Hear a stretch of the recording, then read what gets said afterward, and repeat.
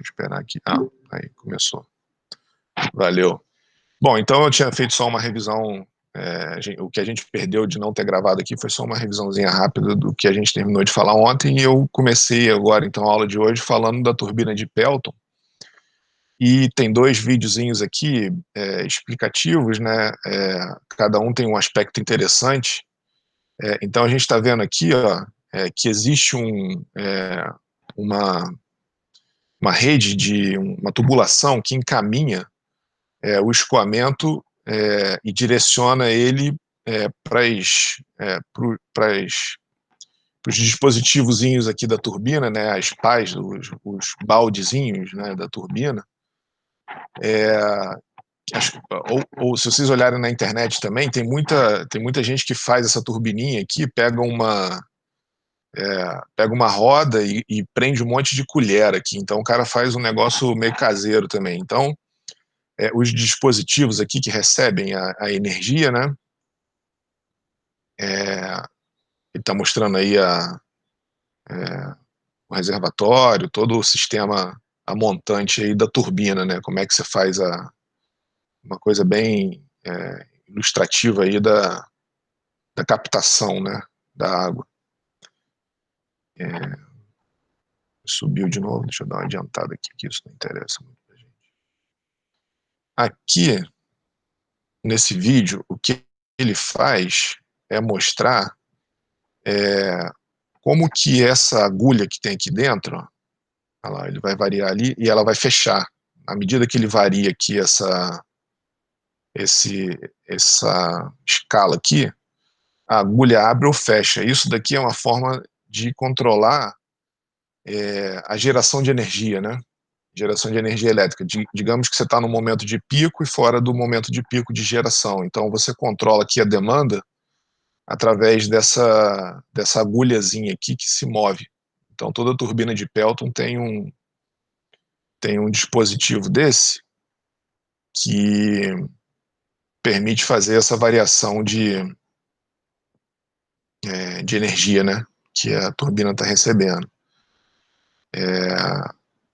A energia que chega aqui, se vocês lembrarem lá de McFlow 1, depende da área, né? Ela depende da área desse jato aqui. Então, à medida que fecha essa agulha aqui está fechando, a área diminui, a vazão vai diminuindo, e aí você tem menos energia. E aí ele vai mostrar uns detalhezinhos aqui, ó, da roda, né? Aí ele está mostrando como é que essa roda é. E aí o baldezinho, né, o bucket, que ele clica aqui do lado aqui, e aí você vê cada um dos elementos da turbina de Pelton. Aí ele mostra essa forma côncava aí, que é justamente a variação aqui, né, que eu estava falando, né? É justamente essa variação de direção que fornece a energia, e ele passou o mouse aqui em cima para mostrar que nesse outro vídeo aqui, isso vai dar para ver melhor, mas esse corte que tem aqui é para otimizar o funcionamento da turbina. Isso aí é melhor enxergar ali melhor ver no outro vídeo do que ficar tentando explicar aqui. Vamos ver o que ele mostra de mais interessante aqui.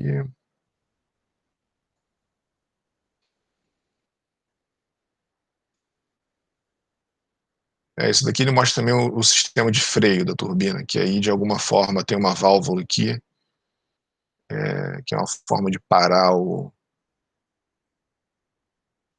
você direciona o fluxo aqui para baixo e freia ela ali por cima. Agora esse daqui, ó, mostra um pouco mais com detalhe a interação da água ali, né, do líquido, geralmente água, com as pazinhas ali da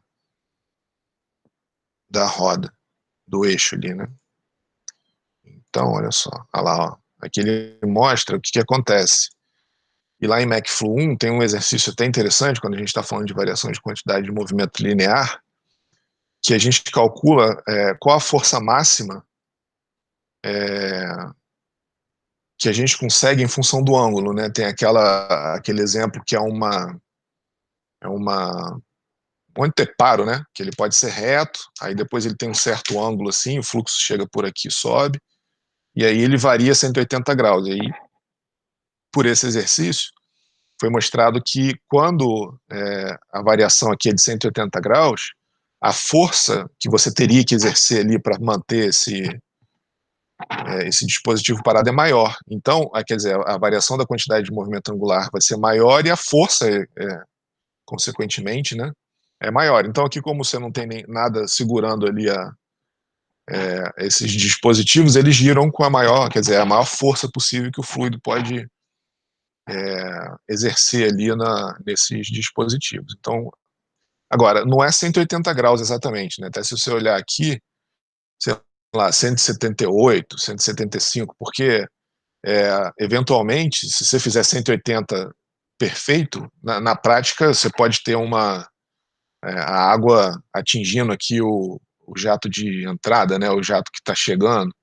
Então, por uma questão de segurança, eu acho, você sempre deixa ela sair um pouquinho aberta, assim, né? Para ela não correr o risco também de. Opa, do outro lado. Para ela não correr o risco de você ter um efeito indesejado dela atingir o jato que está chegando, né?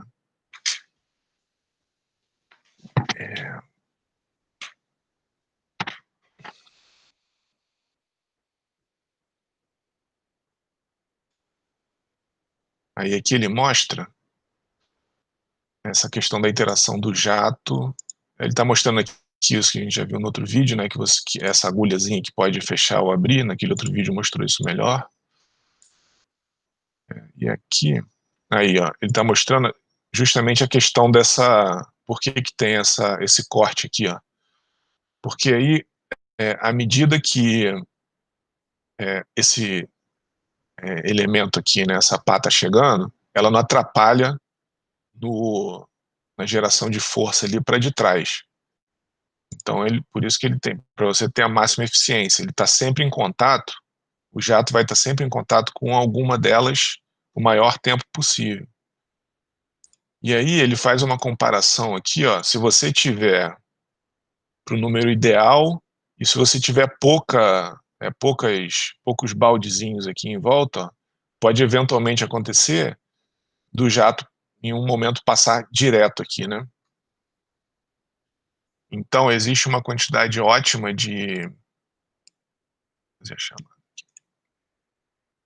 existe uma quantidade ótima de pazinhas aí. Agora foi. Não estava indo a chamada, agora foi. Para não acontecer isso, tá certo? Então, é isso que ele está mostrando aqui.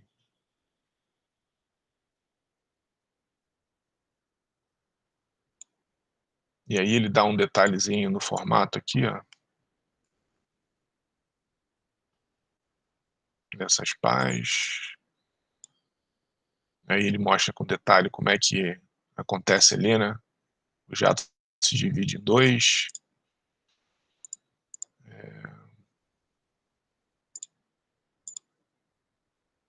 Tá, isso aí a gente vai ver com mais detalhe quando a gente estiver vendo turbina. E aqui é o detalhe de uma roda dessa.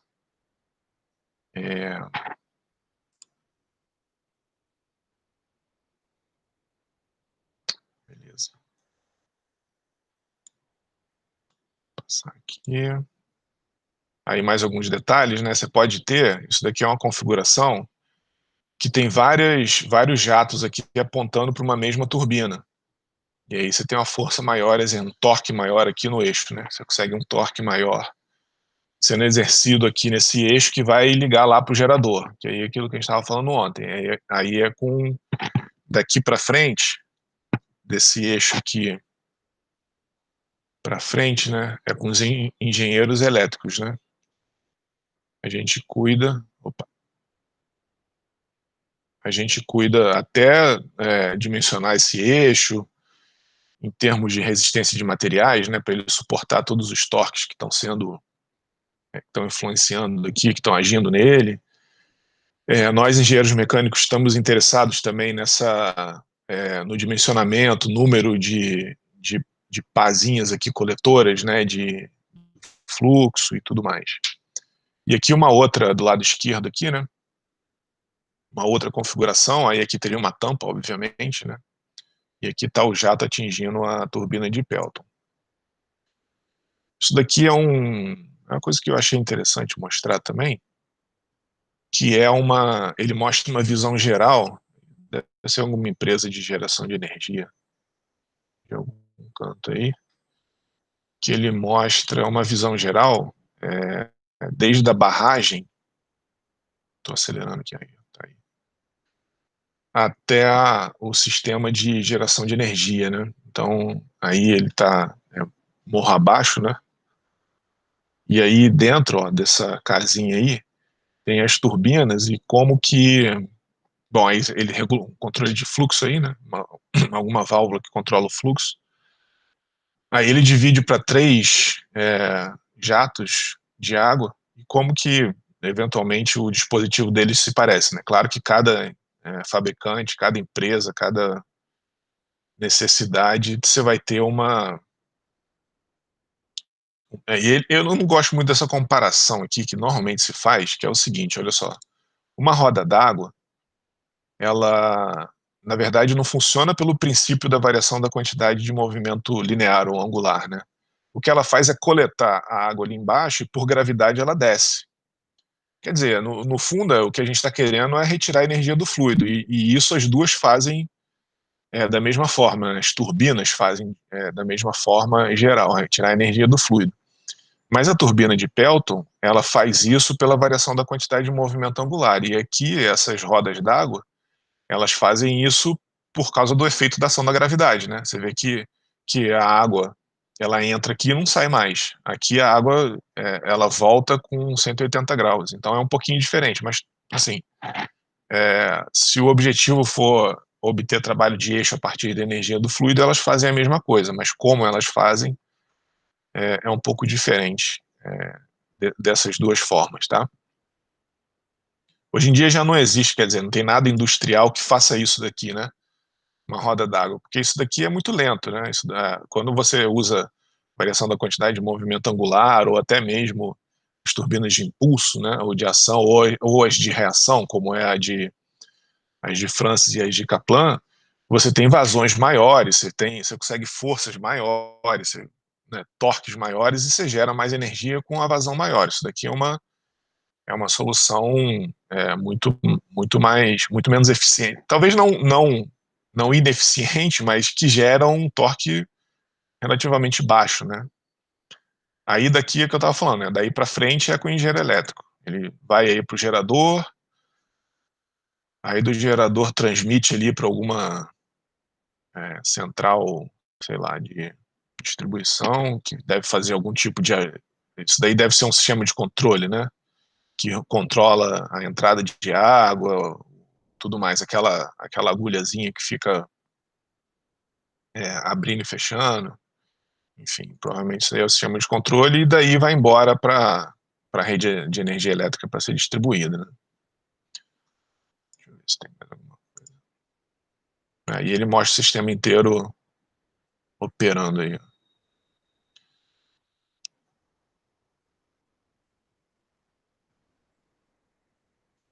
Beleza. Aí, vou fazer uma breve recapitulação aqui, né, do que a gente viu nessa parte introdutória. Então, olha só, as turbomáquinas direcionam o escoamento através de lâminas, aletas ou pás solidárias ao rotor.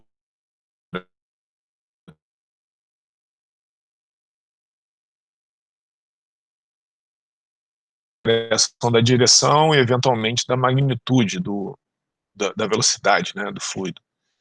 Então, e quem faz essa transformação são essas lâminas ou aletas, né, que existem solidárias ao rotor. E o fluido nunca permanece, a outra grande característica de uma turbomáquina é que ele nunca permanece confinado, né? A gente viu lá nas turbinas, nos dispositivos volumétricos, que sempre vai existir um espacinho confinado, um volumezinho por onde o fluido é conduzido para a saída. Então, na turbomáquina, ela está sempre circulando, né? O fluido está sempre circulando, ele sempre passa, vamos dizer assim, de forma contínua. Ele não tem essa intermitência que existe naturalmente nas máquinas volumétricas. E aí, enfim, é isso que a gente está falando, né? Então, na máquina volumétrica aqui embaixo, ó, ele permanece periodicamente confinado no interior da máquina. Então, a cada período ali, né, a máquina vai pegar uma massinha de fluido e levar ele para fora.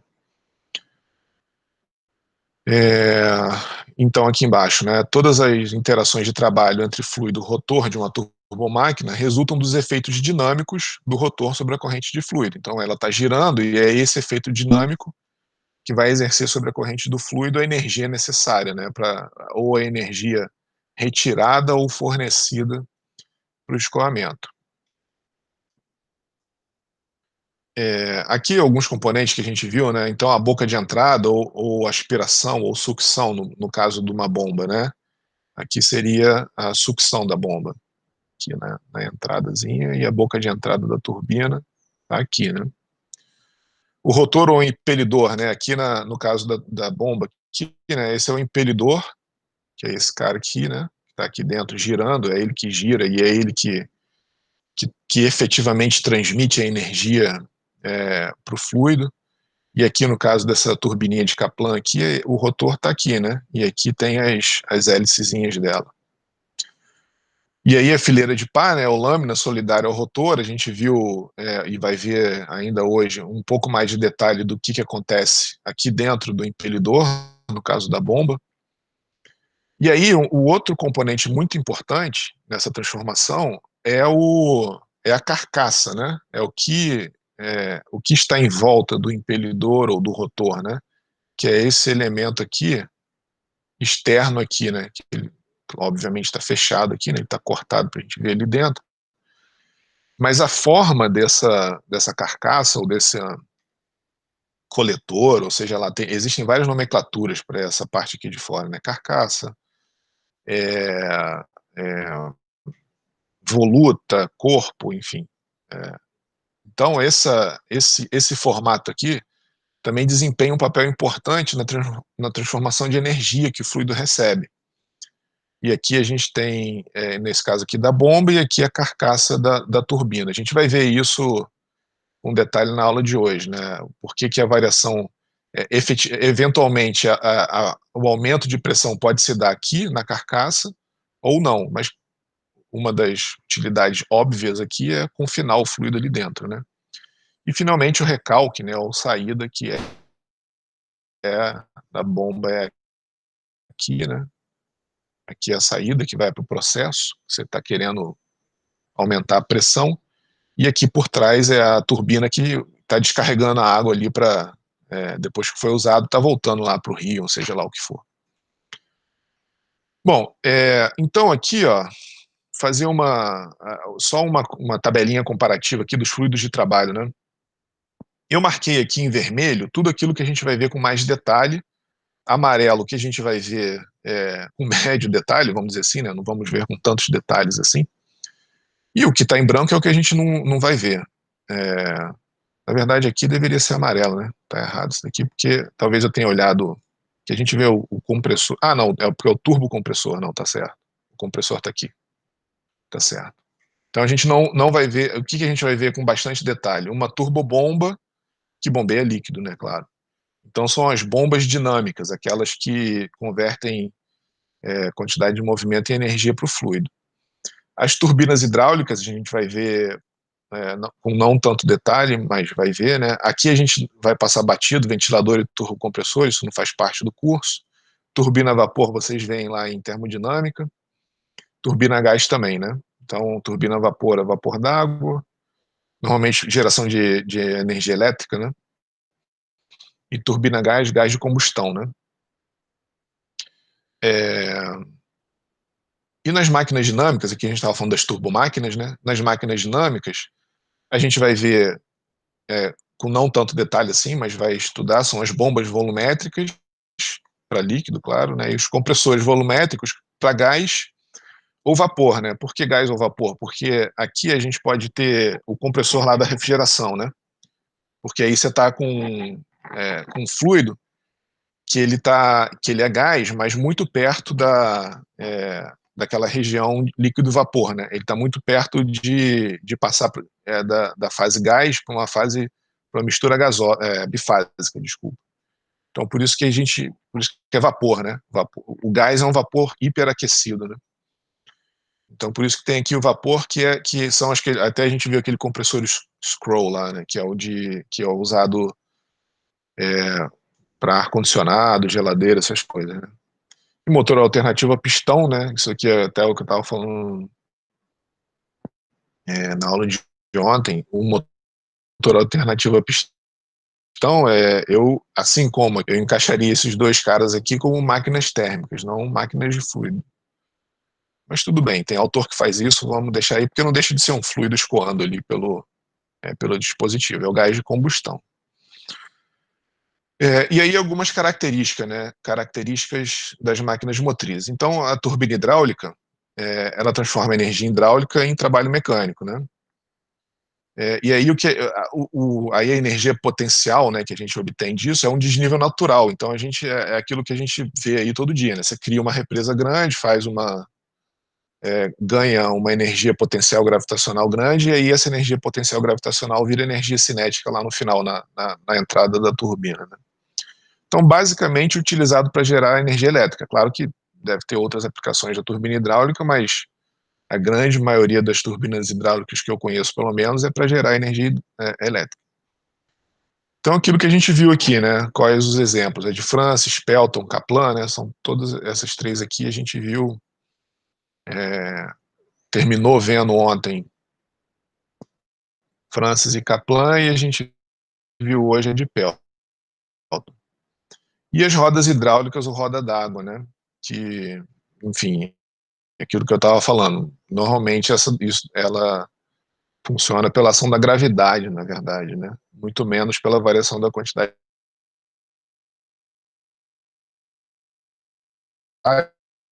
né? Pelo fluxo de trabalho em trabalho mecânico. Então, na verdade, aqui, de forma geral, essas turbinas a vapor e a gás, elas são usadas para gerar energia elétrica ou fornecer um empuxo em avião. E aí o que diferencia, na verdade, o grande diferencial desses dois aqui, né, se ela vai ser usado para gerar energia elétrica ou empuxo em avião, é o trabalho de eixo, né? O grande objetivo da turbina a vapor ou a gás, né, para gerar energia elétrica é que você quer o trabalho de eixo para funcionar um gerador, né, para tocar um gerador. E o empuxo em avião, você só quer trabalho de eixo para acionar o compressor, né? A única coisa que, se vocês lembrarem lá de termodinâmica, é o back. Eu esqueci, tem um termo, backwork, para acionar o compressor. No caso do avião, é 100%, porque você quer que a turbina ali comprima o gás que entra na câmara de combustão. E na que é usada para gerar energia elétrica, você quer que acione um gerador. Então, você quer um pouco de trabalho de eixo ainda. E esse trabalho que está indo para o compressor é indesejado, vamos dizer assim, né? É menos trabalho útil que você tem para a turbina. É... E aí as turbinas eólicas, né? Isso daí é um campo de aplicação que está fora aí do nosso aqui do curso, mas para quem tiver interesse, né? É uma coisa bem interessante, né? Energia cinética do vento em trabalho mecânico, né? A transformação que ela faz.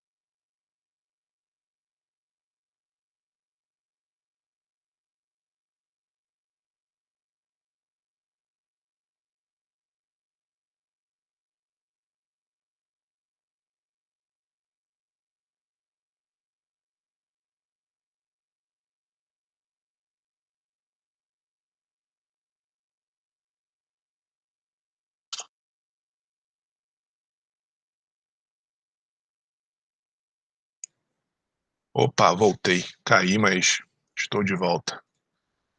Deixa eu botar aqui. Beleza. Bom, então, eu estava mostrando um quadro comparativo aqui. Opa, não estou. Tela inteira. Aqui, compartilhar.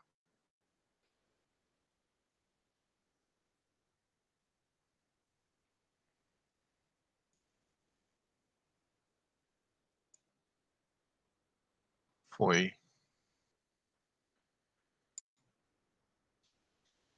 Então, eu estava mostrando aqui um quadro comparativo das máquinas motrizes. Aqui tem um das operatrizes, então, de novo, né, essa parte vermelha aqui da tabela, essa linha vermelha é o que a gente vai ver com bastante detalhe, são as bombas hidráulicas. Então, elas transportam líquidos por tubulações, né, vencendo as perdas de carga. Então, a gente tem uma condição de processo, que a gente quer manter uma determinada vazão com uma determinada quantidade de válvula, de curva, de desnível. Então, é isso que a bomba vai fazer. Você vai manter essa determinada vazão, né, o processo que você quer bombear, vencendo todas as perdas de carga que tem ali. Então, transporte de fluidos em geral, né? Então, turbobomba radial, mista e axial, a gente vai ver com bastante detalhe aqui as turbobombas radiais. E para isso existe também as de deslocamento positivo, alternativa e rotativa, né? Essas aqui a gente não vai ver com tanto detalhe assim. Os ventiladores, né, transportam gás incompressível a baixa pressão por tubulações, vencendo as perdas de carga. Então, apesar do fluido ser incompressível, a gente não quer comprimi-lo, a gente só quer transportá-lo, né, fazer com que ele vá de um local ao outro sem variar a massa específica dele. Não é necessário nenhum trabalho de compressão, né? Então, utilizado basicamente se chama de exaustão. Então, aí a gente tem os turboventiladores, radiais, misto e axial. A gente não tem nenhuma máquina alternativa aqui, ou não existe, pelo menos eu não conheço, um ventilador volumétrico. Normalmente são ventiladores, porque vazões grandes são com máquinas dinâmicas. Então, essa é a característica do ventilador, você quer uma grande vazão, né? E normalmente o aumento de pressão é só para vencer as perdas de carga. E aí, finalmente, os compressores, né, a gente vai ver um pouco mais de detalhe, ele trabalha com gases compressíveis a altas pressões e temperaturas. Então, aqui a diferença do ventilador para o compressor é justamente essa palavrinha aqui, né? Aqui baixa pressão e aqui alta pressão, certo? Então, o compressor ele aumenta a pressão, então, de forma geral, como o fluido é compressível, você vai ter uma redução da massa específica, um aumento da massa específica ali do escoamento. Então, eles elevam a pressão do gás. Isso aqui é um limite, vamos dizer assim, já vi em alguns lugares isso, né? Quando você tem pressões acima de uma atmosfera, você diz que é o compressor. Quando você tem pressões abaixo de uma atmosfera, né? Pressão que eu digo que passa o aumento de pressão pelo dispositivo, né? Na hora que o gás entra no compressor, ele está numa pressão uma atmosfera abaixo do que ele está na saída. Então, quando esse aumento de pressão é acima de uma atmosfera, a gente também classifica como compressor, né? Isso é uma classificaçãozinha que tem em alguns livros textos por aí. Até milhares de atmosfera. Então, o compressor ele tem uma capacidade grande de a vida dele é aumentar a pressão, né? Então ele pode aumentar a pressão aí até muitas atmosferas. E aqui é difícil até elencar as aplicações industriais desses dispositivos, né? São muitas, né? Sei lá, só da gente pensar aí, já uma oficina mecânica que tem esse sistema de ferramenta pneumática, sei lá, um processo industrial, tem muita aplicação o compressor, né? E aí, nesse caso, a gente pode ter, da mesma forma que as bombas, né? Turbocompressor, que são os compressores que funcionam com base na equação de Euler, que a gente vai ver aprender semana que vem, né? Que é a variação da quantidade de movimento angular. Então, eles podem ser radial, misto ou axial, que é a função de como o fluido, a relação entre como ele entra para quando ele sai. Então, ele sai a 90 graus, esse é o radial, né? O misto, ele entra paralelo ao eixo, e tem um ângulo aqui que nem é 90 graus e nem é perpendicular. E o axial, ele entra e sai com o mesmo ângulo, né? E deslocamento positivo, alternativo e rotativo, né? Os alternativos são o movimento de vai e vem, e o rotativo são aqueles dispositivos que giram para aumentar a pressão do fluido. Então isso vale, né? Essa mesma, vamos dizer assim, classificação, ela vale para cá e vale para cá também, né? Ela também vale aqui para as bombas, né? Para o compressor e para as bombas.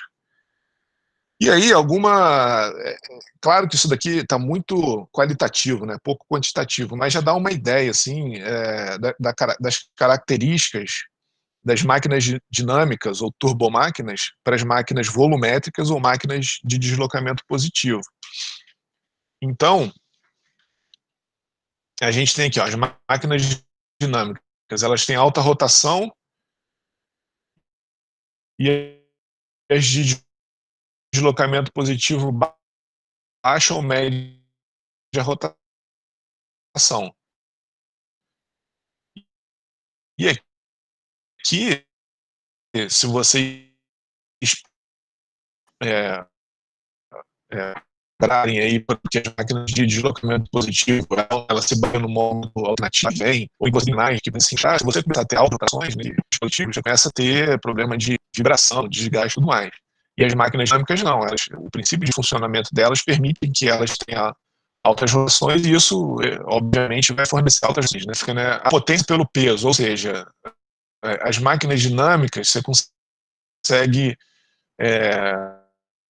extrair uma relativa quantidade de potência numa máquina de deslocamento positivo, tem potência específica média ou baixa, principalmente porque elas lidam com grandes pressões, então você tem que fazer ela um pouco mais robustas, né? Então elas são naturalmente mais pesadas.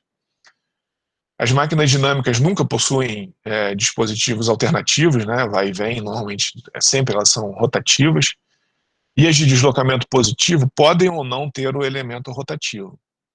As pressões de trabalho das máquinas dinâmicas são médias ou baixas e a de deslocamento positivo é muito alta. Então, pelo próprio princípio de funcionamento dela, pelo que a gente viu já, né, elas estão transmitindo toda a pressão que elas têm diretamente para o fluido. Então, não tem um limite, vamos dizer assim, teórico de pressão. Elas realmente enviar pressões altíssimas. A pressão que ela desenvolve. Então, normalmente uma bomba dessa é até perigosa desse ponto de vista, porque ela não para. Ela eventualmente quebra alguma coisa destrói e ela está bombeando. Ela realmente não para. E a gente vai ver na aula que vem por que as bombas dinâmicas elas têm um limite de pressão. É intrínseco ao funcionamento desses dispositivos. Então, elas têm um ΔP máximo que elas conseguem prover. Então, do ponto de vista de segurança, se segurança for uma característica importante do processo, do projeto, então normalmente são as bombas dinâmicas, né? Porque você não precisa se preocupar com a questão da pressão alta. Claro que você sempre consegue colocar uma válvula de alívio aqui, né? A jusante da bomba, se você tiver que trabalhar com a bomba de deslocamento positivo e tiver um problema com relação à segurança, você pode colocar uma válvula de alívio que eventualmente você vai ter uma operação segura, vamos dizer assim, né? As máquinas dinâmicas, elas não servem para viscosidade elevada. Aí, de novo, a gente vai ver na semana que vem que, pelo princípio de funcionamento dela, se a viscosidade for alta, você começa a ter muita perda de carga, e dá até para ver mais ou menos por aqui, né? Estou voltando os slides aqui, ó. Como você vê aqui nessa máquina dinâmica, como nessa bomba aqui, ó, que eu estou falando, né? Os caminhozinhos aqui dentro, ó, eles são muito estreitos. Então, se você tem um fluido muito viscoso, você começa a ter uma perda de carga tão grande aqui que ela começa a se tornar extremamente ineficiente. E as bombas. Aqui, ó. E as bombas de deslocamento positivo, muito pelo contrário. Quando o fluido tem uma viscosidade alta, a gente. os vazamentos que tem, naturais, ó, deixa eu voltar aqui numa bomba de engrenagem, aqui, por exemplo. Ó. Aqui, ó. Por exemplo, essa bomba aqui de parafuso. É natural que o fluido ele queira voltar de uma região de alta pressão aqui no final, né, para a região de baixa pressão aqui no início. Então, eventualmente, você pode ter vazamento aqui por esses dentes aqui do parafuso. Você pode ter vazamento por aqui, pelo espaço entre o parafuso e a carcaça. Então, quanto maior a viscosidade, menores são essas perdas. Então, eventualmente, para uma bomba de deslocamento positivo, as viscosidades grandes aumentam e são até boas do ponto de vista de eficiência volumétrica, né? Do volume que volta, indesejado, né? Se tem um fluido com a viscosidade muito baixa, você pode ter uma grande quantidade de volume voltando ali por esses espacinhos. Deixa eu chegar lá de volta.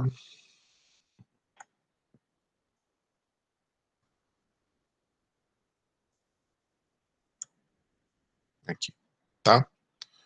As máquinas dinâmicas, elas têm a vazão contínua, e as de deslocamento positivo, né, de novo, pela aquela característica, principalmente nas alternativas, de sobe e desce, de vai e vem, enfim, elas podem ter uma vazão pulsante, né, intermitente.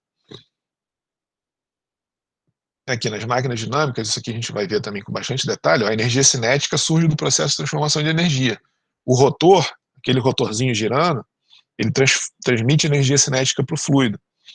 E aqui na máquina de deslocamento positivo, na verdade, é muito mais a pressão do que a velocidade que você, de uma certa forma, você está na hora que, por exemplo, um pistão empurra uma quantidade de líquido, ele ganha velocidade, mas é muito menor do que a própria pressão que o pistão está exercendo ali no fluido. Então, uma bomba de deslocamento positivo, você tem a pressão diretamente aplicada muito maior do que a velocidade, que é o que acontece aqui nas máquinas dinâmicas. Agora, o projeto construtivo, aí a última linha aqui da tabela, né, de uma máquina dinâmica, ela é muito mais complexo.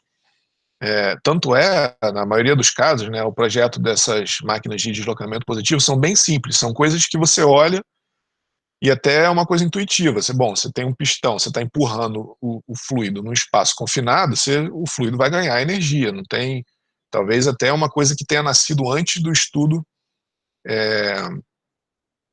Existem alguns dispositivos dele, né? A gente vai ver a bomba de Arquimedes ainda hoje, que ela nasceu antes de qualquer estudo de mecânica dos fluidos. A ideia era super simples, o cara fez uma hélice, um perfil helicoidal, e aí ele ia girando ali em cima e ia carregando o fluido para cima. As bombas de deslocamento positivo, essas coisas são relativamente, vamos dizer assim, óbvias, entre aspas, né?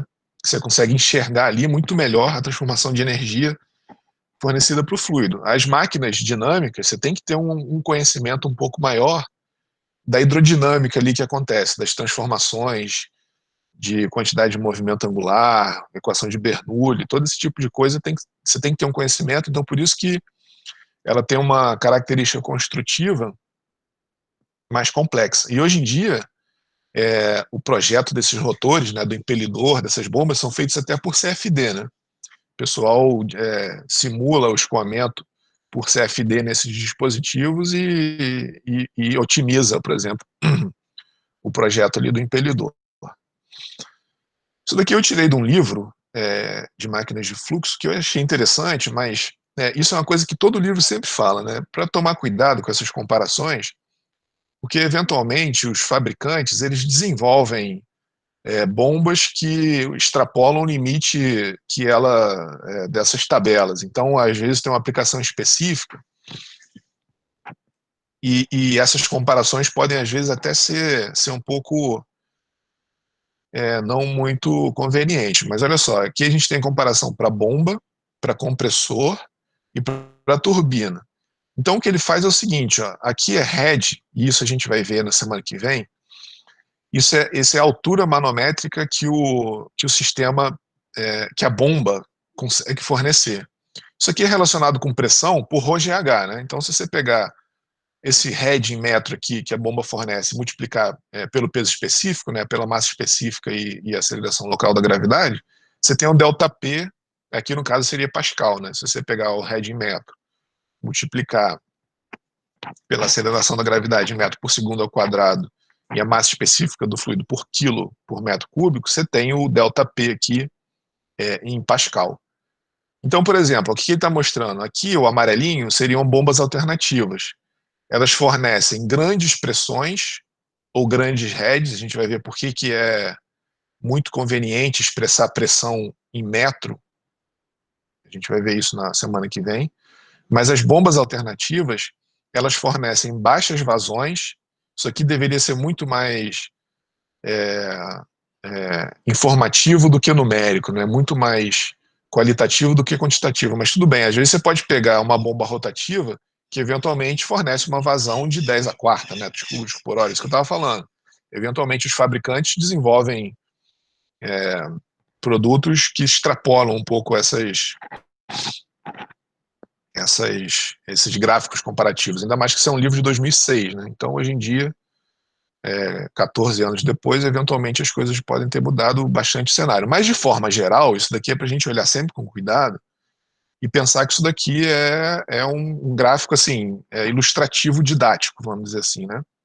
Na hora da aplicação, o ideal é contratar sempre os fabricantes. Então, o que ele está mostrando aqui é que as bombas alternativas elas são excelentes para altas cargas, né, altas alturas manométricas ou altas pressões, isso aqui no fim das contas está dizendo que a pressão é alta, com vazões relativamente baixas.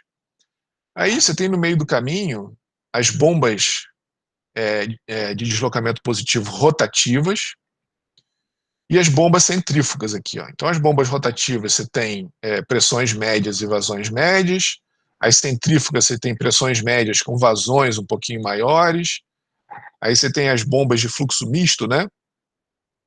São as dinâmicas de fluxo misto, e finalmente as bombas axiais aqui, ó. Quando você quer um head muito pequeno e uma vazão grande. Tá? Então você quer bombear num processo que tem uma perda de carga baixa na linha, né? Mas você precisa de uma vazão enorme do líquido que você está bombeando. Então você vai para as bombas axiais. Então isso é isso que eu estava falando, é ilustrativo. Você nunca vai usar um compressor aqui, uma bomba alternativa para gerar uma vazão muito alta e nem uma bomba axial para gerar um head muito alto. Então, tem esses casos limite, e no meio do caminho tem toda essa gama de possibilidades aqui, que tem um monte de parâmetro aí que influencia, né, na, no, na escolha do tipo de bomba. Uma delas é que, às vezes, a empresa tem lá em estoque uma bomba centrífuga.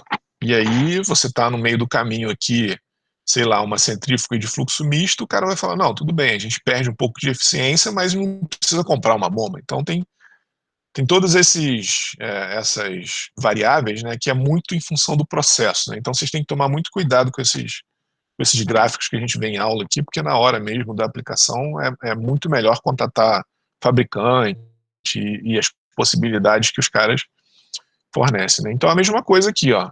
A gente estava vendo as turbinas, elas também têm faixas de aplicação, de vazão do head que está disponível ali, né, da altura manométrica que você tem, que existe disponível de energia ali para a bomba, e a potência que você quer que ela forneça.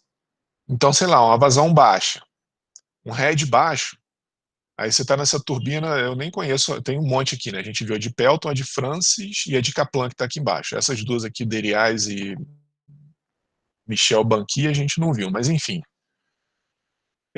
Uma vazão baixa e um head baixo é esse tipo de turbina aqui, certo? Uma vazão média e um head muito alto, a turbina de Pelton, que é aquela que são os copinhos ali, aquela turbina de impulso, né? A turbina de Kaplan, que é aquela hélice, né, seria uma vazão mais alta com head baixo, e a de Francis, que é a lá da Itaipu, né, que se usa em Itaipu, aquela que tem um rotor com um desenho bem complexo, né, se usa em vazões mais altas e heads também médios, vamos dizer assim, né? Então, de novo, sempre tomar cuidado com esse tipo de coisa, e aqui ainda entra a potência que a turbina consegue gerar. E quando a gente vai para ventilador e compressor, é a mesma coisa. Os compressores, da mesma forma que a bomba, da mesma forma que as bombas alternativas eram para baixas vazões e grandes pressões, os compressores alternativos também são para baixas vazões e grandes pressões. Esse limite aqui, né? Aqui ele está dando até em milímetro de coluna de água, aqui, o ΔP. E aqui na bomba ele deu em Rad em metro. Aqui está em quilopascal. Então esse limite aqui, da mesma forma que eu estava falando que essa comparação entre bombas ela tem que ser tomada em cuidado, o próprio limite aqui de capacidade da bomba também, né? Porque pode ser que um fabricante desenvolva um compressor com a pressão muito maior que essa. Então aí segue mais ou menos aqui ele ainda deu uma divisão aqui do tipo de compressor rotativo, né? O compressor volumétrico rotativo, de parafuso, de palheta, o de lóbulo. Aqui ele jogou tudo dentro de bomba rotativa, mas esses compressores aqui são os compressores volumétricos rotativos. Aí aqui um compressor centrífugo, né? Quando você quer pressões relativamente altas e vazões um pouquinho maior que as que os alternativos fornecem. Os axiais, né? E aqui o ventilador, né? Isso daqui é um ventilador que ele tem um head, um ΔP muito baixo e uma vazão alta. Então você teria que usar um ventilador para nesse caso. Então isso daqui é uma tabela comparativa a ser usado com bastante cuidado, que dá uma visão geral, vamos dizer assim, né? É uma visão geral que você tem em função do tipo de aplicação que você precisa, tá? E aqui, eu deixei indicado aqui, da mesma maneira que eu falei lá no começo, né? Isso daqui é muito mais é uma referência, né? Porque eu uso muitas dessas fotos, muitos desses, a grande maioria, na verdade, né? Eu tiro dos livros. Então, só para ficar devidamente referenciado aí, de onde que eu tirei o material. Esse último gráfico saiu desse livro aqui de máquinas de fluido. E muita coisa do livro do Defalco, do livro do McIntyre.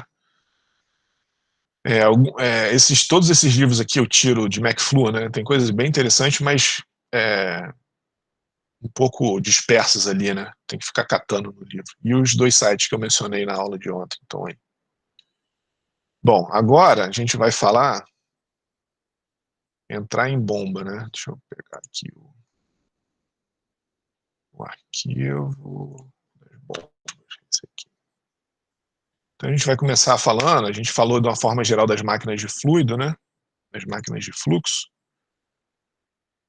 Naquela divisão que a gente fez anteriormente, deixa eu só pular 2 slides, depois eu volto aqui. Ó. Se vocês lembrarem, a gente fez uma divisão lá das máquinas de fluxo em máquinas motrizes, operatrizes, dinâmicas, volumétricas. Então, agora a gente vai pegar aquele ramo que a gente... Deixa eu voltar aqui no slide, nessa aula aqui, que é isso daqui, ó. Então, a gente até o final dessa aula, a gente olhou de forma geral tudo isso daqui, ó, máquinas de fluxo, a gente viu as operatrizes e as motrizes, né, as que fornecem energia para o fluido e as que retiram a energia do fluido, dinâmica e volumétrica, aquelas que formam a cavidade, que transmite pressão diretamente para o fluido, e as que se baseiam nas variações de quantidade de movimento angular, que são as dinâmicas, né, a rotativa, a alternativa. Então a gente viu um pouquinho de cada uma dessas máquinas aqui. O que a gente vai fazer hoje, o que a gente vai começar a estudar agora específico, tanto para o minicurso quanto para a atividade emergencial, né, são as máquinas de fluxo, operatrizes, né, as que fornecem energia para o fluido, dinâmica. Então a gente está nessa linha aqui, né, nessa árvore, vamos dizer assim, de assuntos que a gente vai estudar. A gente veio para cá, máquinas operatrizes, vem para cá, dinâmica, então rotativa. Não existe máquina operatriz dinâmica alternativa. Então a gente vai estudar as turbobombas agora, né? Então a gente vai começar a falar das turbobombas na aula de hoje, nesse momento, né? Que é essa essa apresentação aqui, tá certo? Bom, é aquilo que a gente já definiu na aula passada, né? Uma bomba é uma máquina operatriz hidráulica, ela transmite energia para o fluido, energia mecânica e energia hidráulica, né? Energia mecânica ali do eixo, que é transmitido para o impelidor e do impelidor para o fluido. Então, o objetivo é transportar o líquido de um ponto ao outro nas condições específicas do processo. O que seriam condições específicas do processo? Né? A vazão desejada, as perdas de carga que acontecem na linha, se tem válvula, se tem derivação, desnível. Então, é isso que uma bomba tem que fazer. A empresa quer uma determinada quantidade de fluxo, sei lá, uma empresa de distribuição de água tem que fornecer uma determinada vazão de água para toda a cidade, em função das derivações, em função dos desníveis e da vazão desejada que se chega em cada torneira. Uma empresa de transporte de minério, o minério duto, né, o famoso minério duto, ou empresa de transporte de combustível, você tem uma determinada vazão de combustível que você tem que bombear e distribuir, né? Então, isso que são as condições específicas do processo, e a bomba serve para isso. E aí são os dois paradigmas que a gente tem aqui, né? Elas fornecem energia ao líquido indefinidamente. Essa é uma coisa bem interessante das bombas volumétricas, né? Aqui está esse vol aqui da bomba volumétrica, porque, de fato, enquanto tiver espaço para uma bomba volumétrica bombear, ela vai bombear até algum troço quebrar, alguma coisa falhar na linha, ela está bombeando. Então, a pressão que ela aumenta não tem limite. O limite é a resistência mecânica ali dos dispositivos dela mesma, né, da bomba, ou do que está pela frente. E no caso da bomba dinâmica, a velocidade do líquido é que vira pressão. Então, obviamente, existe uma limitação de velocidade que um rotor consegue fornecer, né? A gente viu lá o impelidor, né, com as pazinhas dele. Então, ao girar, quando o impelidor gira, ele tem um certo limite de velocidade relativa que sai aqui do impelidor, W aqui é velocidade, porque a gente vai ver que W existem três componentes de velocidade, né? A absoluta, relativa e a de rotação aqui. Então, só para não confundir com trabalho mecânico, tá? Que o W na termodinâmica é trabalho, né? Aqui em máquinas de fluxo, W é a velocidade relativa. Então, o que o impelidor faz é justamente fornecer essa velocidade aqui, W, que vai virar pressão. E esse W aqui, ele é limitado. Então, por isso que uma bomba dinâmica, ela não fornece pressão indefinidamente para o fluido. Existe um limite de fornecimento de pressão. E aí, as bombas, né, o que a gente vai ver agora, da mesma forma que a gente fez aquela árvore de divisão para as máquinas de fluxo, a gente vai fazer uma árvorezinha de classificação para as bombas, né? E isso, quer dizer, em função de como a energia mecânica vira energia hidráulica. Então tá aí, esse slide que eu já mostrei, estou voltando aqui nele, a gente vai ver ele com mais calma agora. Então a gente tem lá, né, as bombas dinâmicas ou turbobombas e as bombas de deslocamento positivo ou numérico, ou volumétrico, desculpa. Então a gente tem isso tudo. Isso aqui a gente analisou bem rápido, né? Não entrou em detalhe de nenhuma delas, mas a bomba centrífuga de fluxo misto e axial. E aqui a gente viu com um pouquinho mais de detalhe, né? As bombas de pistão, de êmbolo. Bom, a gente não viu essas daqui, né? De diafragma. Eu vou mostrar para vocês hoje. A de êmbolo a gente já viu, a de pistão também, e as rotativas de engrenagem, parafuso e lóbulo. Tá? Então essa mais, claro que é aquilo que a gente estava falando, né? Existe muito mais existe muito mais desenvolvimento do que o que está nesse diagrama aqui, mas é só para a gente também ter um corte aí no curso e não sair mostrando, não precisa mostrar tudo que existe, né? Isso aí fica com vocês no futuro como engenheiros para vocês analisarem isso daí. Então a gente tem aqui, né, a bomba de parafuso, né, nesse caso aqui na alta esquerda, né, a bomba de lóbulo.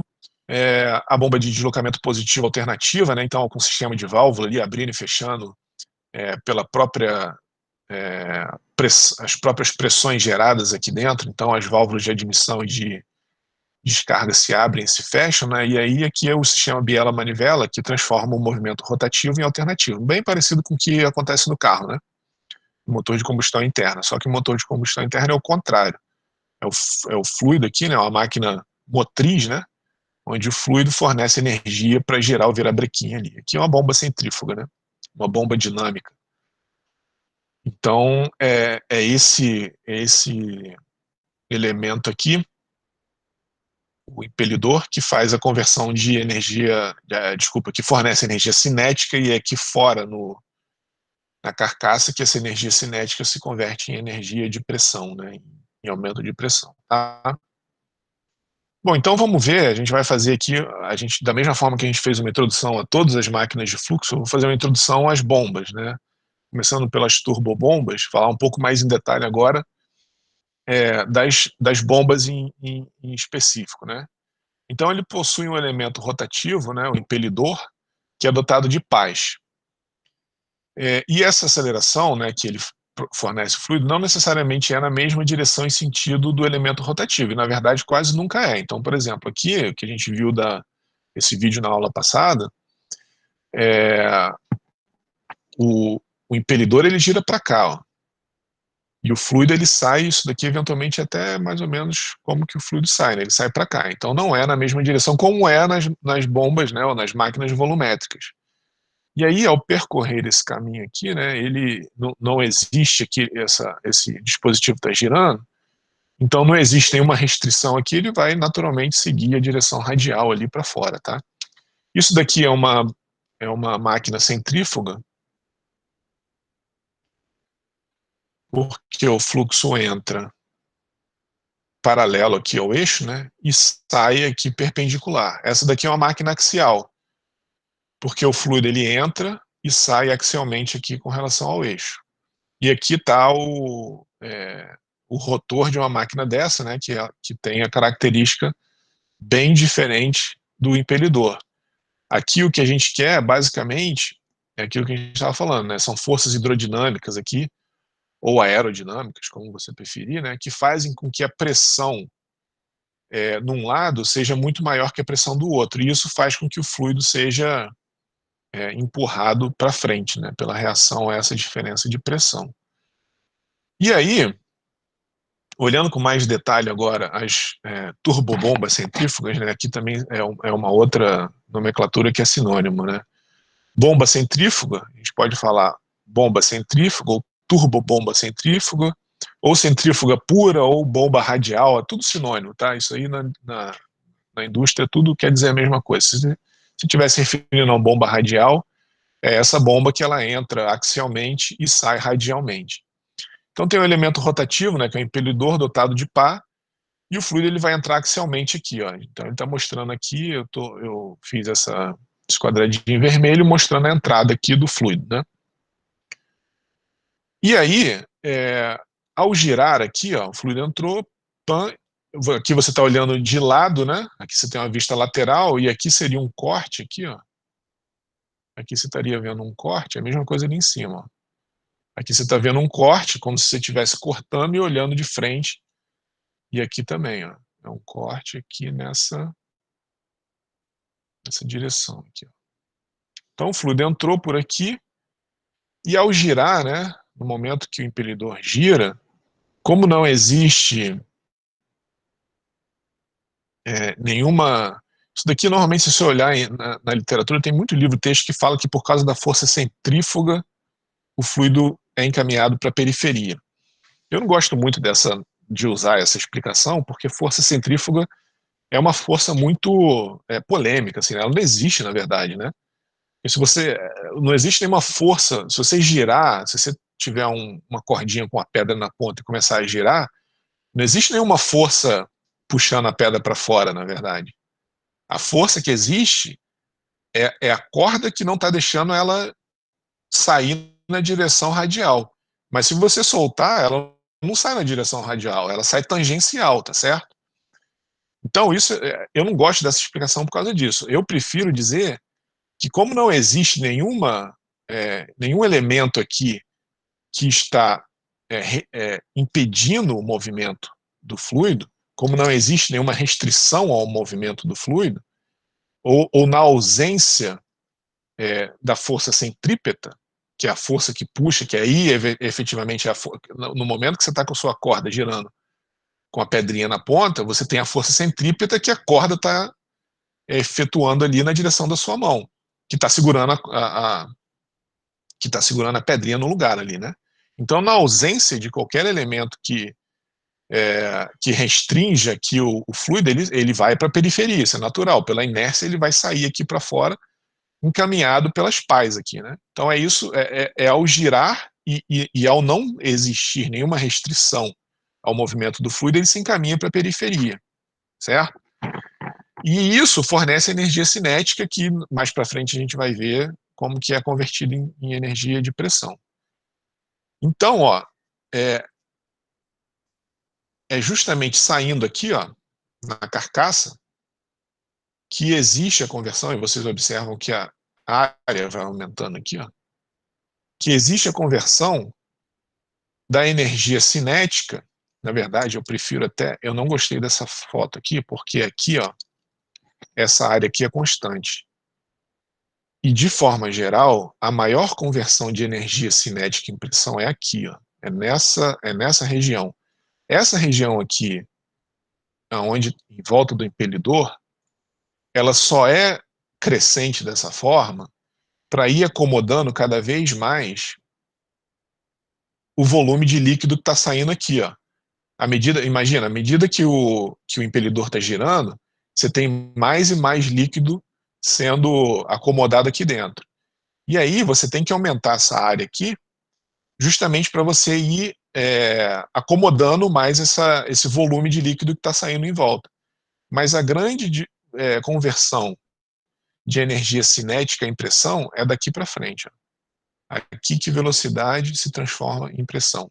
Nessa região aqui é, da saída aqui, né? Então essa configuração aqui é de carcaça involuta, quando ela tem essa configuração geométrica aqui, ó, que vai aumentando e aqui aumenta. Tem uma outra que a gente vai ver mais para frente, tá? Então, essa daqui, ó, é a carcaça com pá difusora. Ela não é involuta. Você tem na saída aqui, ó, essas pás difusoras. Aqui é o impelidor. Aqui em volta é o impelidor. Ó, o impelidor termina aqui. Opa, perdi um pouquinho ali, né? Mas o impelidor termina aqui, ó, e aqui observa que a área aqui vai aumentando. Ó. Então, né, passando por essa área crescente aqui, é que você tem a conversão de velocidade em pressão.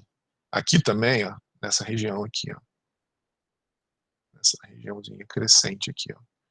Velocidade em pressão, e aqui está o impelidor girando, né?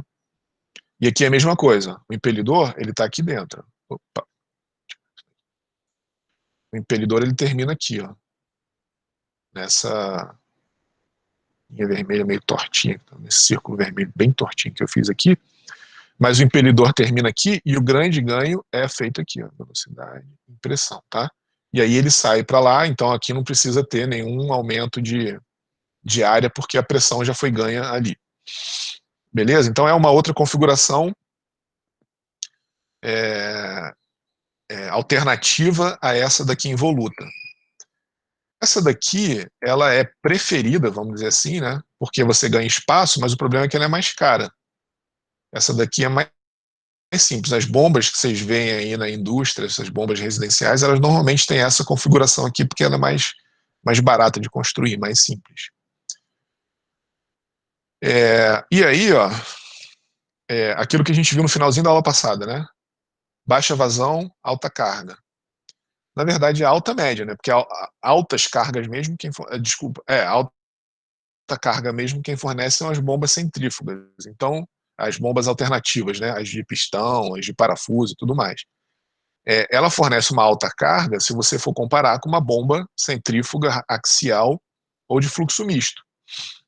Mas, em compensação, a vazão aqui é baixa dessas bombas. Aqui, essa foto aqui, ó, seria o corte longitudinal, né? Onde a gente está vendo vários elementos da bomba. A bomba em si, vamos dizer assim, né, a conversão, ou tudo que a gente se interessa, vamos dizer assim, do ponto de vista de conversão, isso daqui é o do corte, né? Toma cuidado que eu não estou fazendo aqui o corte, eu só estou delimitando aqui, ó, uma região onde energia mecânica se converte em energia hidráulica, e esse A aqui, ele está mostrando esse corte aqui, ó, só para vocês não se confundirem com o desenho, tá? Então aqui ele está mostrando o corte da bomba aqui, ó. Ele está vendo o impelidor de frente, né?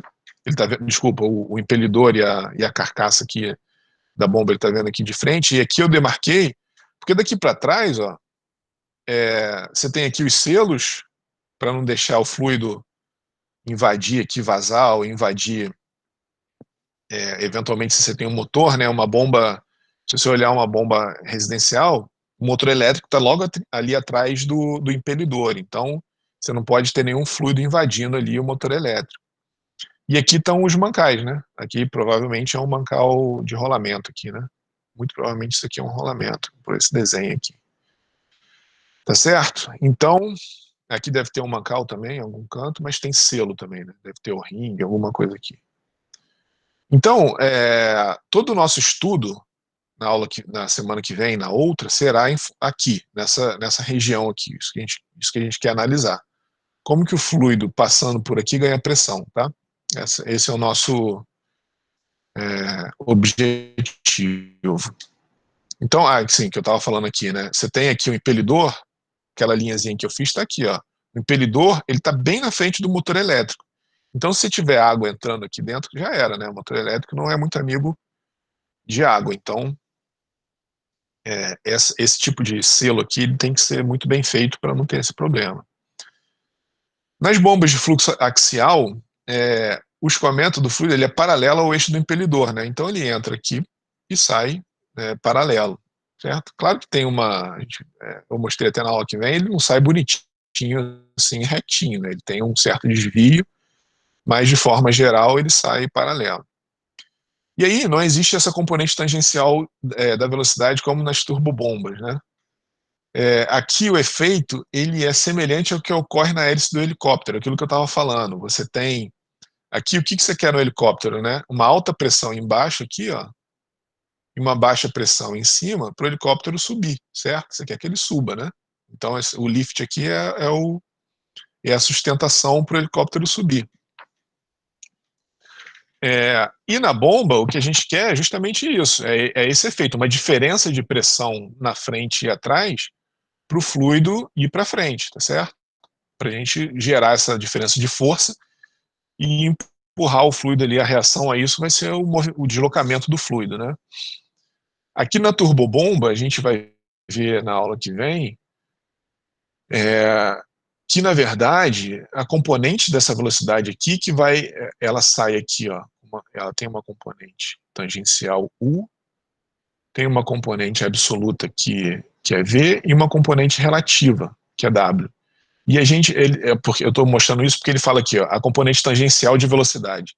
É essa componente aqui, essa projeção do W aqui, ó, tangencial, isso a gente vai ver aula que vem. Aula que vem já. É o W tangencial que vai ser o responsável pela energia recebida pelo fluido. Isso a gente vai ver com bastante detalhe aula que vem, só para explicar essa frase aqui, ó, componente tangencial. A gente vai analisar, ver esse triângulo de velocidade com bastante, eu desenhei ruim ali, né? Mas o triângulo de velocidade é isso aqui. Aqui é U, aqui é V, aqui é W, e aqui vai ter uma projeção W projetado, vamos dizer. E é esse cara aqui que a gente está interessado. A gente vai ver isso com mais detalhe na aula que vem. Aqui não. Na bomba axial, o que a gente quer é uma diferença de pressão aqui, né? O que se obtém é uma diferença de pressão que empurra o fluido para frente, tá? Aqui, então, diferente das bombas então, a diferença é que nas bombas axiais o objetivo não é gerar força, é mover o fluido. Então você não quer gerar pressão, na verdade não é gerar pressão ali não é pressurizar o fluido, você só quer que ele se movimente. A única pressão que você gera é para vencer as perdas de carga, né? Que eventualmente tem na frente aqui, ó, no caso dessa bomba axial, eventualmente você está com a tubulação aqui que vai ter, obviamente, uma perda de carga. Você vai ter curvas, você vai ter válvulas, então vai existir uma perda de carga associada aqui. Então o ΔP que você ganha é só para vencer essas perdas de carga. O que você quer efetivamente é ganhar velocidade ali, né? E não pressão, certo? Mas isso vai gerar uma força na bomba. Então ela vai reagir, né? Você empurra o fluido para frente, o fluido empurra a bomba para trás. Então você tem que ter aqui toda, da mesma forma que nas bombas, a gente vai ver isso nas bombas centrífugas, né? Você tem que ter um sistema de mancal aqui para suportar esses esforços axiais que acontecem naturalmente aqui como reação ao movimento do fluido. E ela é usada nas aplicações de alta vazão e baixa carga, né? A gente viu naquela tabelinha comparativa, mas a gente vê aqui pela própria característica construtiva, ela consegue gerar uma vazão muito alta porque ela não precisa fazer nenhuma conversão de energia cinética em pressão. Então, toda aquela vazão, aquela velocidade que sai, ela é aproveitada. Então, a gente viu dois extremos, as axiais e as radiais, e aqui existe a de fluxo misto. Ou seja, ela não sai nem axialmente, né? E ela também não sai radialmente. Ela vai sair em alguma coisa entre uma e outra. É... E ela é para médias descargas e médias vazões. A de fluxo axial é alta vazão e baixa descarga, a de fluxo radial, alta descarga, baixa vazão, e a de fluxo misto, ela está ali entre uma e outra.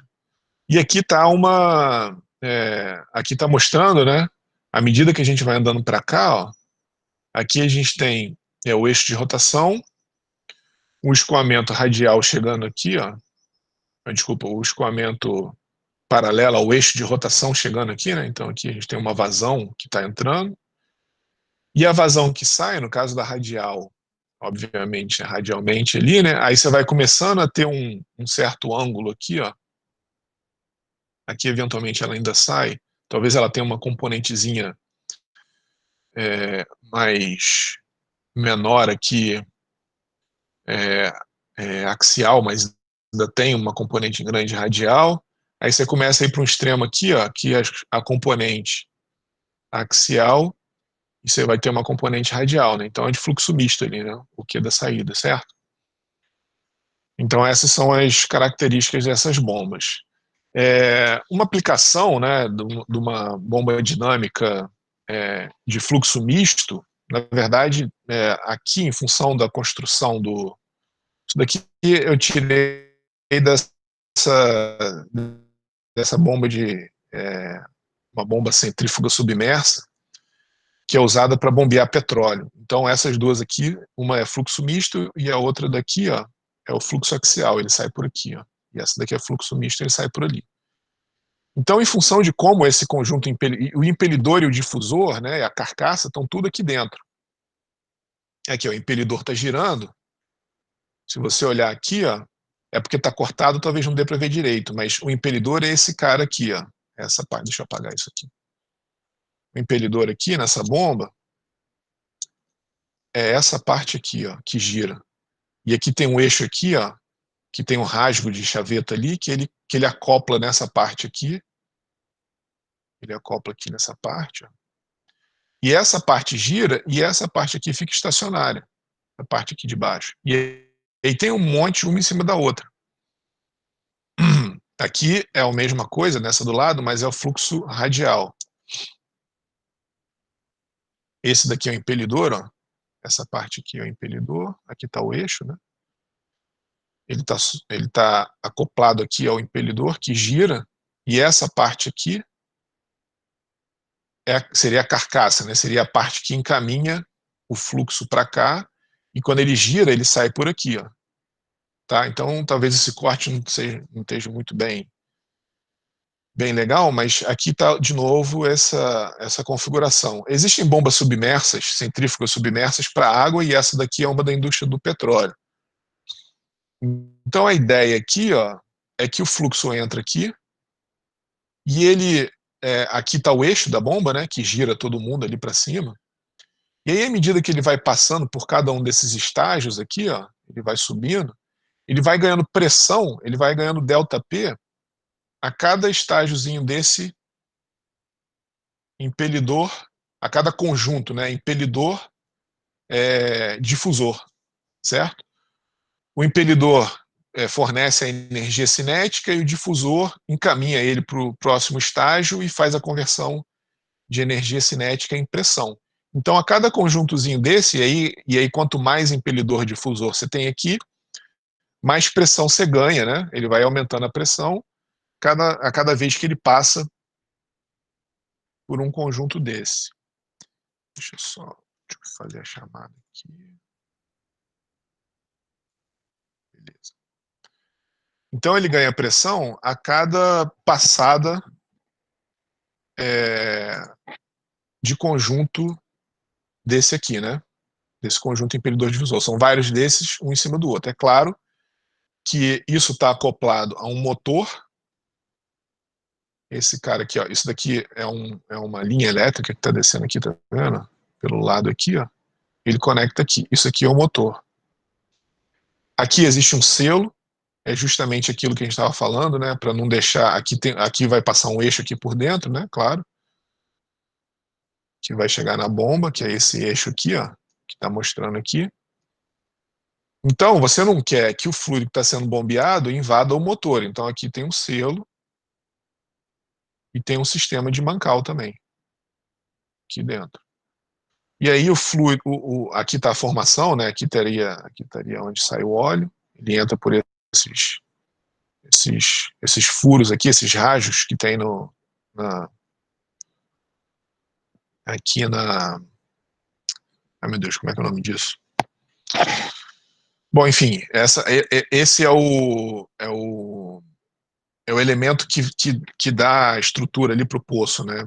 Eu esqueci o nome, mas em inglês é casing. Então ele entra por aqui o óleo, ó, e vai passar aqui para dentro da bomba, tá? Revestimento, lembrei. É o revestimento do poço. Então isso daqui está delimitando o poço. Então ele entra aqui dentro do espaço anular.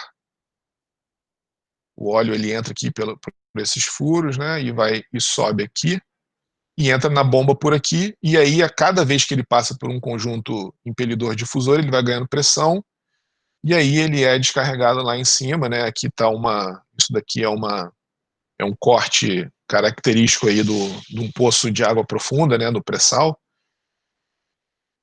Só toma cuidado que sempre que é feito esse tipo de demonstração, na verdade o poço não é uma piscina, assim, né? O óleo ele tá ali dentro, entranhado numa rocha altamente porosa.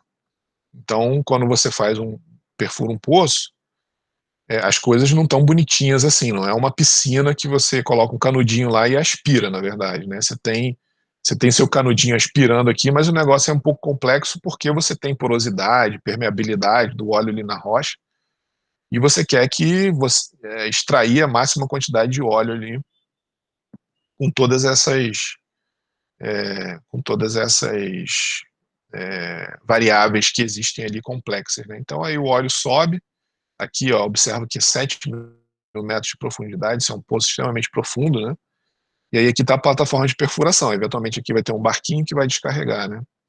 Aqui vai ter um navio, barquinho. Vai ter um navio que vai levar isso, ou então por meio de dutos submarinos que vão levar isso para a terra, né? Beleza? Então isso é uma bomba, isso é uma das aplicações das bombas centrífugas, né?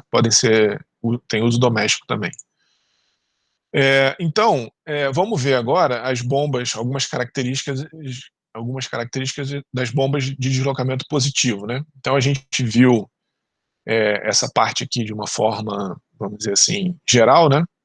Agora vamos ver esse lado aqui, as características das bombas de deslocamento positivo, né? Que são essas aqui, essa, por exemplo, de pistão, a de parafuso, a de lóbulo. A gente viu um pouco desse tipo de bomba aqui, a centrífuga, tá?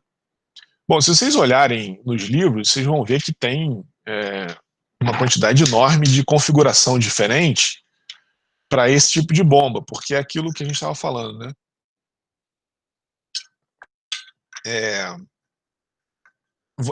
Você propor uma estratégia de bombeamento não é muito difícil, na verdade. É uma coisa muito direta a conversão da pressão em energia hidráulica. Então existem várias propostas, né? Aqui eu tirei do livro do McIntyre, aqui eu tirei do livro do... esse livro é bom, a beça, né? Tem lá na... Eu vou disponibilizar para vocês no final da aula a referência desse cara.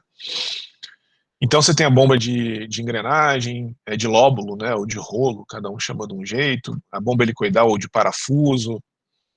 É a bomba excêntrica, né? Então esse discozinho vai rodando excêntrico aqui e aí ele comprime o fluido que sai ali, né? Bomba de palheta, a gente vai ver um pouco mais de detalhe desse tipo de bomba. Então tem muitas, aqui tem 2 lóbulos, né? Desse lado aqui você tem a bomba com 2 lóbulos e com 3 lóbulos. Então seria aqui o que ele chama de rolo aqui, né? O que o McIntyre chama de rolo, esse Mateix aqui chama de lóbulo, que é o que normalmente é usado, né? A nomenclatura normal é bomba de lóbulo.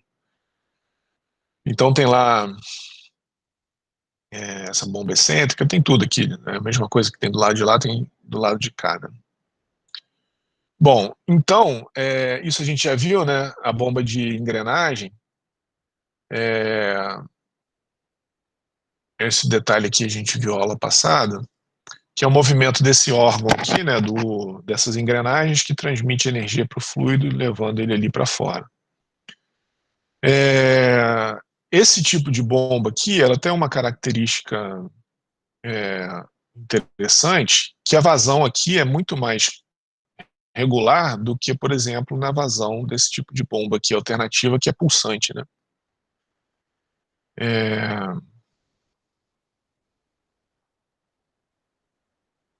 Então, esse deslocamento positivo, né, é um pistãozinho ali que movimenta o fluido, então é a coisa bem direta, né? É o movimento do pistão que faz com que o fluido se mova aqui, né? Ele entra, ocupa aqui a câmara, a válvula fecha, depois a válvula abre e ele é expulso. Uma alternativa até interessante, né, que é o que a gente vai ver, é uma bomba de 2 estágios.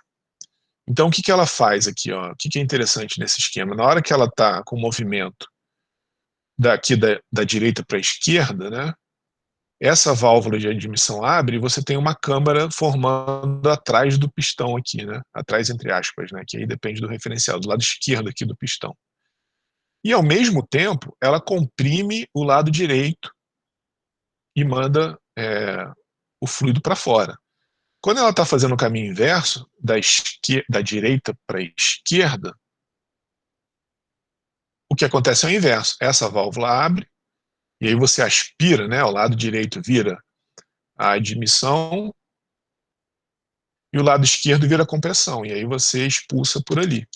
Tá? Então, essa bomba de 2 estágios, né, de duplo efeito, essas bombas de duplo efeito, elas são mais interessantes, porque ao mesmo tempo que você está comprimindo, você está admitindo. Né? Então, é bem similar também ao que acontece lá com o motor de 2 tempos. Né? O motor de 4 tempos você tem a admissão e a compressão e a expulsão dos gases em um tempo diferente, e de 2 tempos ele faz tudo ao mesmo tempo. Né? Deixa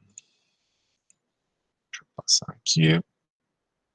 Essa daqui, também da indústria do petróleo, né? É aquela bomba bem tradicional que a gente... Opa, acho que eu fui muito aqui. Deixa eu voltar.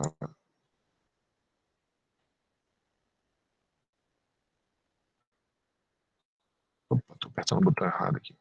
Aqui, beleza. Então, esse é o cavalo mecânico, né, muito usado lá na indústria do petróleo. Isso também é uma bomba de deslocamento positivo, e a ideia dela é bem simples. Ó, você tem 2 esferas aqui dentro. Na hora que o cavalo mecânico está subindo, né, no curso de subida aqui da cabeça do cavalo mecânico, ele puxa todo esse, esse eixo aqui, né, esse cilindro, e ele vai suspender esse mecanismo aqui. Ó. Na hora que ele suspende o mecanismo, essa válvula tem um peso, né, o fluido, todo esse fluido aqui está comunicando aqui com essa válvula, com essa esfera. Ó. Na hora que ele sobe, o peso do fluido ali em cima fecha essa válvula. E abre essa daqui, ó, porque cria uma depressão, né? Essa válvula fechada subindo, cria uma depressão aqui dentro. Então essa válvula aqui abre, e aí ele aspira o fluido ali para dentro. No curso de descida, a pressão aqui na válvula aumenta, a pressão aqui dentro dessa câmara aumenta, essa válvula aqui abre naturalmente, e essa válvula aqui de baixo fecha. Então ele fica nesse ciclo aí eterno, sobe, desce, abre e fecha, e vai fazendo a admissão, né, o bombeamento do fluido dessa forma bem simples, né, bem simplória, barata e eficiente, vamos dizer assim, porque a bomba fica ali girando, tem muitos componentes mecânicos, né, o problema dessa bomba é que você tem um monte de componente mecânico aí que pode dar defeito, mas de forma geral a substituição é simples e ela é bem confiável, né? Ela fica aí eternamente funcionando, sobe e desce, vai e vem. E a característica dessa bomba, só uma curiosidade aí para vocês, é que ela é muito usada em terra, porque obviamente você não vai colocar um trambolho desse no fundo do mar, né? Então, o que a gente estava vendo aqui, ó, com relação à bomba centrífuga, ó, é muito simples você pegar essa bomba aqui, colocar ela, simples não é, né? Desculpa, foi até, é bem complicado fazer isso. Mas essa bomba, ela tem uma geometria, essa bomba centrífuga submersa, ela tem uma geometria que é bem adaptada para você colocar ali dentro de um poço, por exemplo. Você coloca ela ali dentro e ela vai bombeando o óleo. Você não precisa de nenhum elemento aqui, quer dizer, tem algumas coisas aqui no leito do mar, mas coisas que você consegue proteger, é muito diferente desse tipo de aplicação aqui, né? Então isso é muito usado em poço em terra. A bomba centrífuga pode ser usada em poço em terra também, aquela que a gente viu. Mas essa é mais barata, essa bomba daqui é mais barata. Então, normalmente esse tipo de bomba é usado para poços em terra. Bom, aqui a gente tem nesse vídeo aqui, ó, uma bomba de êmbolo. O que é uma bomba de êmbolo? É uma bomba de pistão, mas ela tem um êmbolo dela ali dentro, ó. Aqui a gente está vendo o eixo aqui com uma chaveta, né, para ser acoplado no motor. Então essa é a bomba de êmbolo. Ela é uma bomba de pistão, mas no lugar do pistão ela tem um êmbolo. E a grande diferença é essa, né? Porque aí a gente vê aqui, né, o sistema biela-manivela, aqui está o virabrequim, né, o sistema biela-manivela, o sistema de sobe e desce. E aí, ó, ele mostra ali dentro como é que, claro, que essas válvulas elas podem ter diversas configurações. Essa é a configuração que esse fabricante usou aí, né? Então, nada mais é que uma esfera ali que sobe e desce em função das pressões que são desenvolvidas. Nossa, aqui ele está mostrando um detalhe ali, né, da biela e da manivela e do virabrequim. E aí é uma característica construtiva do fabricante, né, como que o fabricante quis construir o sistema. Mas para a gente o que importa é isso daí, ó. É esse movimento ali de sobe e desce. Aí você vê que tem um pistão grande aqui, né, tem um êmbolo grande aqui, ó, que ele vai suportar uma pressão grande de bombeamento. E aqui, ó, ele vai dar um detalhe, ó, na abertura e no fechamento da válvula ali, ó. Deixa eu dar uma acelerada aqui em um determinado momento. Aqui, ó. Ó, na hora que o êmbolo vai para a esquerda ali, ó, ele cria uma depressão, abre essa válvula e aqui é um balanço de força, né?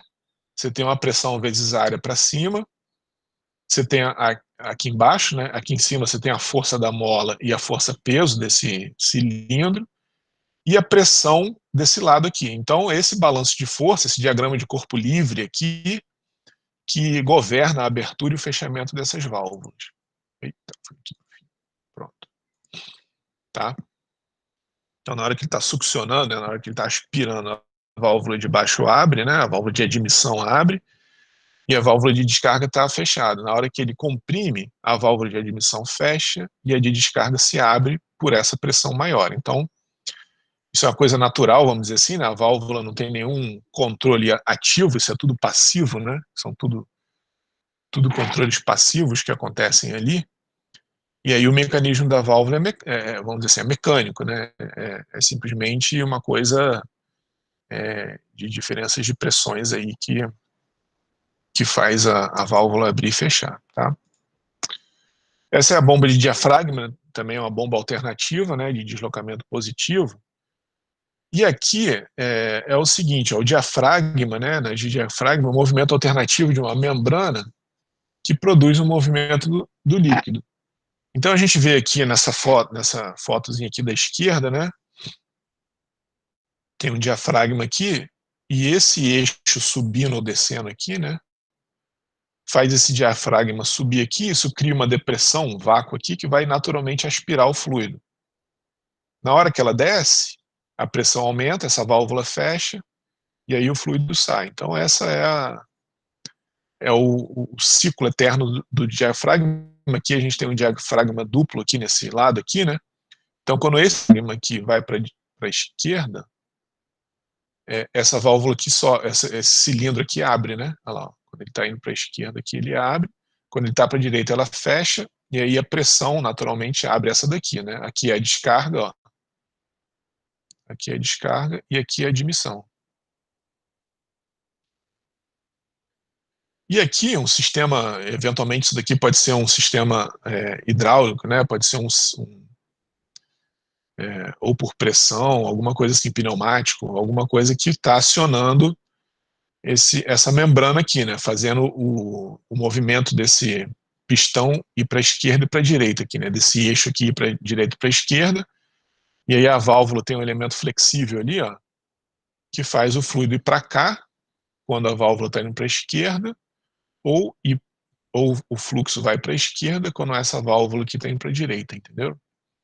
E aí esse mecanismo aqui não deixa, óbvio, né, o fluido voltar e esse tipo de coisa. Então esse é o mecanismo de funcionamento de uma bomba de deslocamento positivo de diafragma.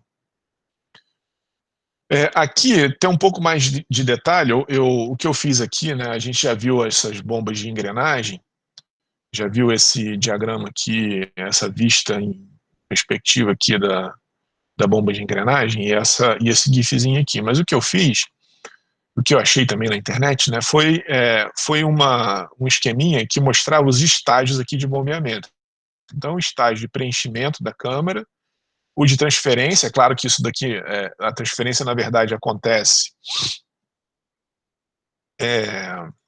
câmara por câmara, na verdade, né? Então a transferência aqui é para cada câmara. Então ele tá trazendo esse volume aqui que ele capturou aqui, né? Eventualmente, quando esse dente encosta aqui na carcaça, você tem um certo volume aqui, né? Tá? Você tem um certo volume que é transferido e aí é entregado, né? Delivery ou descarregado ali para sair daqui, ó. E aí, na etapa de descarregamento, a gente vê uma coisa interessante, que ela, de uma certa forma, por causa da geometria, ela não comprime, o fluido não é comprimido ao longo da bomba aqui, ó, quando ele está nessa etapa de transferência, você não tem nenhuma etapa de compressão. Mas no finalzinho ali, ó, pela característica construtiva, aqui ele não está totalmente em contato, ó, esse dente aqui não está totalmente em contato com a bomba, então ele tem a câmara de descarga aqui está um pouquinho grande. Na hora que ele anda um pouquinho mais, ó, ela diminui um pouquinho. Então, de uma certa forma, na descarga ele tem uma certa compressãozinha ali, um efeito de compressão. Mas isso é quase instantâneo, na verdade, porque quando esse fluido capturado aqui, ó, encontra nesse momento aqui, as pressões elas se equalizam quase que instantaneamente. Porque essa pressão aqui, ó, na linha, vamos dizer PL, né, é um pouquinho diferente da pressão que está ali dentro da câmara. Isso é um pouco diferente das bombas de deslocamento, né, a bomba de pistão, porque a pressão, deixa eu voltar mais um aqui, ó, na verdade aqui, ó, na hora que a válvula abre, esse cara aqui está na mesma pressão, né? Essa válvula começa a abrir quando a pressão na câmara é similar, né? Um pouquinho acima da pressão na linha. Aqui na bomba de engrenagem é um pouco diferente, porque essa pressão aqui não necessariamente está equalizada, né? O negócio aqui acontece meio que instantâneo. certo? Você pode ter uma pressão bem maior do que a pressão que está aqui dentro dessas câmarazinhas aqui. Então, o efeito de compressão, ele acontece muito rápido também aqui, né? E é muito mais, a questão aqui desse tipo de bomba, é muito mais o efeito da condução aqui, né? Da condução do fluido para ali, para a saída, do que da compressão, que é o que acontece ali na bomba de êmbolo. E aí eu tentei fazer uma analogia aqui, da bomba de engrenagem com a bomba de êmbolo, que é o seguinte, olha só, na hora que ela está nessa configuração aqui, eu botei esses pontinhos brancos para mostrar quem está delimitando a câmara de admissão. Então isso daqui, ó, seria no comecinho da admissão, se fosse uma bomba de êmbolo. Ó. Essa câmara aqui é pequenininha, compara com essa parte aqui, ó. Aqui seria um tempo 1 e aqui um tempo 2. Então a engrenagem girou e aqui, ó, ela acabou de encostar aqui na carcaça e aqui ela andou um pouquinho mais. Ó. Então essa câmara aqui está um pouquinho maior, tá vendo? Então é como se ela estivesse indo daqui para cá. É como se a admissão estivesse criando uma certa depressão aqui, né? Aumentando ali o volume na admissão. E por outro lado, ao mesmo tempo que ela faz isso, ó, na descarga, você tem um volume grande aqui, né, por essas... Quem está fazendo aqui, vamos dizer assim, né, o selo dessa cavidade são esses pontos aqui. Ó. Aqui ele diminuiu um pouquinho, tá vendo? Então é como se o pistão estivesse descendo. Isso acontece ao mesmo tempo, né? Então aqui seria o início do processo de admissão, início entre aspas, porque ela está fazendo isso sempre de forma contínua, né? Então você tem um menor volume de admissão e maior volume de descarga. E no outro, quando ela anda um pouquinho, né? Quando a engrenagem gira um pouquinho, é o fim do processo de admissão, fim entre aspas, né? Porque estou tentando fazer uma analogia aqui com a bomba de pistão. Então ele tem o maior volume na admissão, né? Terminando o vácuo e iniciando a descida. E o volume menor na descarga, o fim da etapa de compressão, tá? Isso seria, né, mais bem relacionado com uma bomba de duplo efeito, né, uma bomba de pistão de duplo efeito, onde a cada curso do pistão ele faz a admissão e a compressão ao mesmo tempo, porque à medida que a engrenagem está girando aqui, ó, você tem a admissão e ao mesmo tempo você tem a compressão lá para trás. Então, essa é a analogia que eu estava tentando fazer aqui, né, que eu tentei criar, né? Então eu marquei aqui com a estrelinha num tempo T1 uma engrenagem, aí a mesma engrenagem aqui, aqui e aqui, né? Então daqui para cá, ó, aqui ela não tinha fechado a câmara de admissão, quem fechou a câmara de admissão foi a engrenagem amarela aqui embaixo. Então a câmara de admissão é isso tudo aqui, ó, toda essa parte aqui, né? Aqui, ó, quando essa engrenagem aqui, estrelinha, encosta ali, ó, aí, puf, fechou a admissão dessa quantidade aqui, ó. E aí ele continua girando, né? Ela capturou, na verdade, ela captura essa quantidade de fluido aqui, mas essa redução de volume é importante para criar o aumento de volume, né? É importante para criar aquele vácuo que se cria quando o pistão sobe aqui, né? Na hora que ele sobe, você tem um vácuo que aspira naturalmente o fluido. Na hora que você aumenta o volume aqui, ou daqui, na verdade, está aumentando daqui para cá, ó. Aqui está diminuindo, se vocês olharem. Aqui o volume era maior, aqui é menor. Aqui é como se ele estivesse iniciando o curso de admissão. Aqui o volume é menor, aqui embaixo, se vocês olharem, o volume é um pouquinho maior. Então você cria um vácuo natural que puxa, que aspira, né, o fluido. E ao mesmo tempo, essa relação de contato ali da engrenagem com a carcaça também cria uma redução de volume, né? Observa aqui que ele fez uma achura aqui, né? Ele pintou de vermelhinho o tamanho da câmara aqui. Nesse tempo T2 a câmara é maior, no tempo T3 a câmara é menor, tá certo? Então esse efeito, na verdade, aqui na saída também gera uma certa compressão para fazer o fluido se encaminhar ali para o processo, tá? Então isso foi uma analogiazinha que eu tentei fazer com a bomba de pistão. A bomba de lóbulo a gente já viu, né? Esse vídeo, inclusive, eu passei a aula passada. Então, ele mostra aqui o transiente, né? O momento que a bomba está começando a bombear. Então, ela está bombeando aqui no vazio. Então, ele está simplesmente numa entrega livre aqui, né? Não tem contrapressão nenhuma. E à medida que o processo vai se desenvolvendo, à medida que o transiente vai passando, ele atinge o regime permanente e aí pressuriza aí a linha, né? Aí aqui ele está mostrando isso aqui, eventualmente essas pontinhos aqui, cor de laranja, são moléculas de fluido que ele aumentou a dimensão só para mostrar mais ou menos o escoamento, né? Então essa é a bomba de lóbulo. A bomba de parafuso a gente já viu também, inclusive com aquele detalhezinho lá com o detalhezinho que existe, da comunicação da descarga com a admissão para fazer aquele balanço de força, né? Porque senão você tem uma pressão muito alta aqui, uma pressão baixa aqui, você pode ter um esforço axial grande. Certo? Isso aqui a gente viu aula passada com detalhe. Isso daqui é o que eu estava falando, né? Quando a gente pensa em bomba de deslocamento positivo, essa é a bomba de Arquimedes. Essa ideia aqui foi de fato do Arquimedes, de fazer essa espiral aqui, né?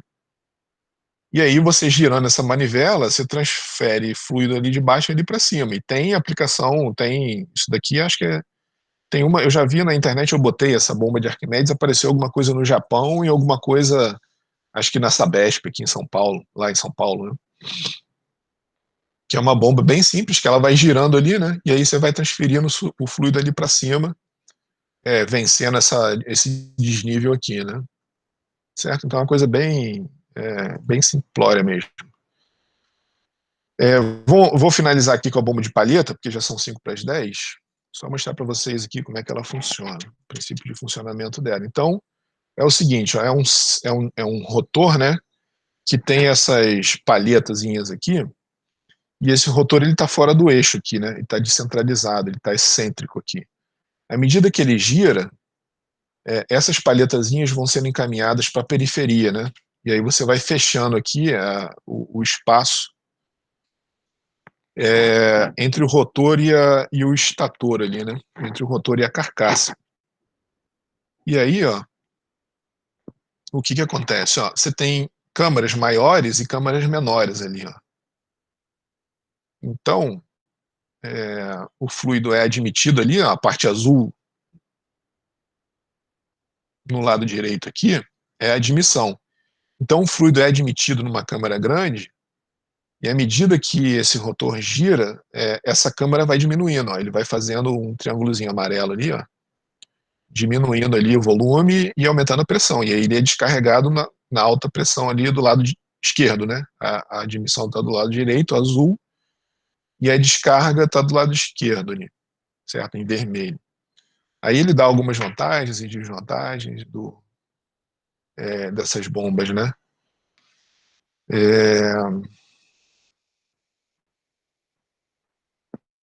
Baixas viscosidades, ele está dizendo aqui, né? Baixas viscosidades e altas pressões. E aí ela não é bom. Fugiu aqui, ó. Ah, sim, a complexidade, né? Uma desvantagem desse tipo de bomba é a complexidade da fabricação dela, né?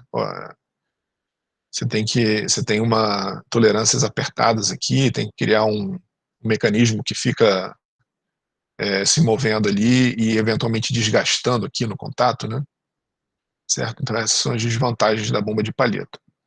Bom, beleza, são 4 para as 10, a gente termina a aula aqui hoje. Alguma dúvida? Algum comentário? Alguém quer falar alguma coisa? Deixa eu aproveitar esse tempo aqui para fazer a última chamada. Nada? Então, qualquer coisa, vocês podem me contactar por e-mail aí, tá? Eu vou parar a gravação. Ontem eu esqueci de fazer isso. Interromper. Hoje eu esqueci de começar, ontem eu esqueci de parar.